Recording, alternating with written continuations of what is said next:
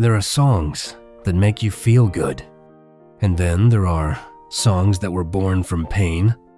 It Is Well With My Soul is not just a hymn.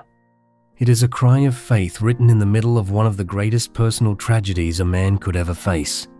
This is the true story behind that song. Horatio G. Spafford was a successful lawyer living in Chicago in the 1800s.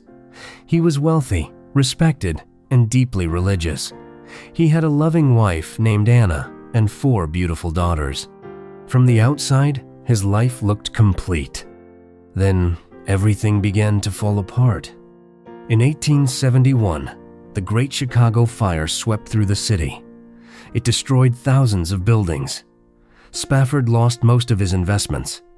Years of hard work disappeared in flames. Still, he held on. Not long after that, his young son died suddenly from illness. One child gone. Painful, but he tried to remain strong.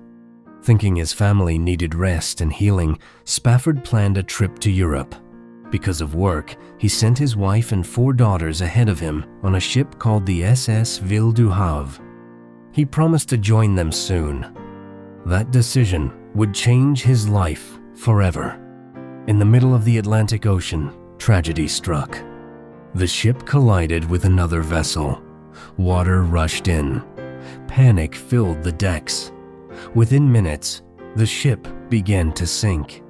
More than 200 people died. All 4 of Spafford's daughters drowned. Only his wife survived. When Anna reached land, she sent her husband a short telegram. Just 2 words: "Saved alone." That was how Horatio Spafford learned that his 4 daughters were gone. No long explanation. No comfort.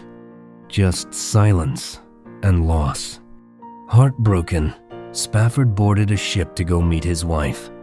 As the ship crossed the Atlantic, the captain quietly called him aside one day and said, "This is the place." This was the spot where the SS Ville du Havre had gone down. The same waters that had taken his children. Standing there, looking at the endless sea, Spafford was overwhelmed by grief. Waves rolled past him, one after another, like sorrow with no end. But instead of cursing God, instead of giving up, he pulled out paper and began to write. Not a complaint, not a question. A song. When peace like a river attendeth my way, when sorrows like sea billows roll, the ocean before him became the image of his pain. Yet the words that followed shocked everyone who later read them.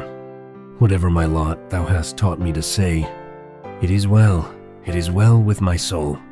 He was not saying life was easy. He was not saying the pain was gone.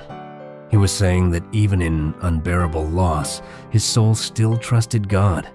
Later, the words were set to music by Philip Bliss, and the hymn spread across churches and nations. Today, people sing, "It is well with my soul," at funerals, in hospitals, in moments of grief and quiet surrender.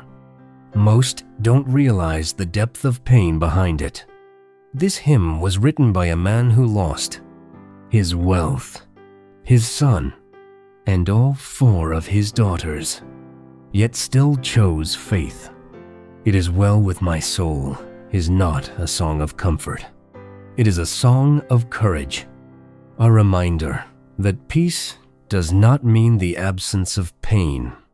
It means trusting God even when the pain remains.